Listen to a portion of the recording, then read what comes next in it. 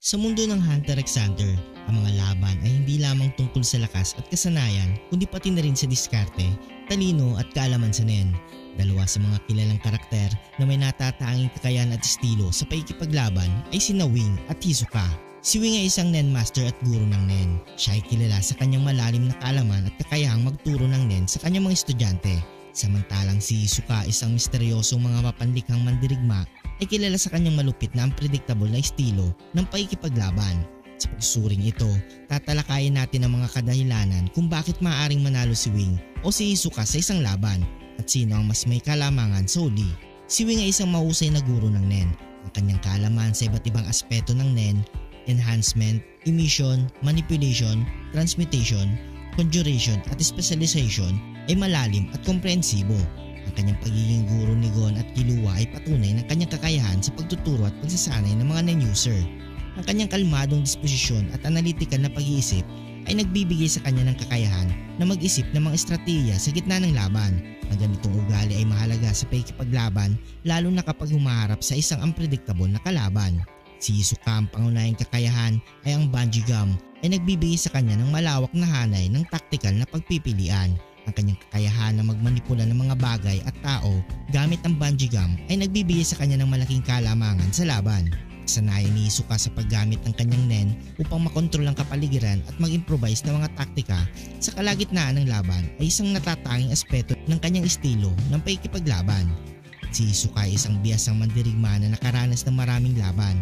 Ang kanyang kasaysayan sa pagharap sa malalakas na kalaban tulad ni Gon, Chrollo at iba pang mga kasapi ng Phantom Troop ay nagpapakita ng kanyang tibay at husay sa pakikipaglaban. Ang malalim na kaalaman ni Wing sa Nen at ang kanyang kakayahang magturo ay nagbibigay sa kanya ng kalamangan sa pag-unawa at paggamit ng iba't ibang diskarte sa laban. Ang kanyang kalmado at analytical na pag-iisip ay makakatulong sa kanya na makahanap ng mga kahinaan ng kalaban. Si Wing ay maaaring kulang sa aktwal na karanasan sa laban kumpara kay Hisoka.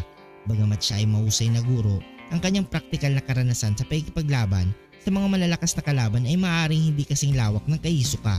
Ang versatility at unpredictability naman ni Hisoka sa paggamit ng bungee gum ay nagbibigay sa kanya ng kalamangan sa anumang sitwasyon. Kanyang malupit at walang awang diskarte sa pakikipaglaban ay nakakatakot para sa kanyang mga kalaban. Nagiging masyadong tiwala at madalas na pagnanais na mag-enjoy sa laban ay maaaring maging isang kahinaan ni Hisoka. May mga pagkakataon na maaari niyang maliitin ang kanyang kalaban na maaaring magbigay ng pagkakataon kay Wing na samantalin nito.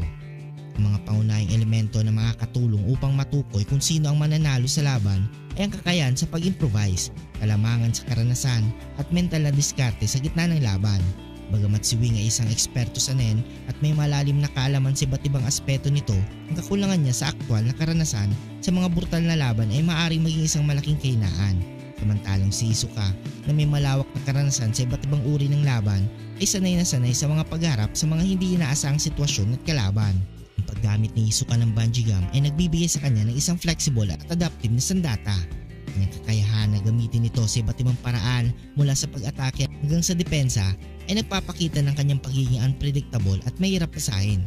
Samantalang si Wing, bagamat may kakayang magplano at mag-strategize, ay maaaring magulat sa mabilis na pagbabago ng mga taktika ni Hisoka.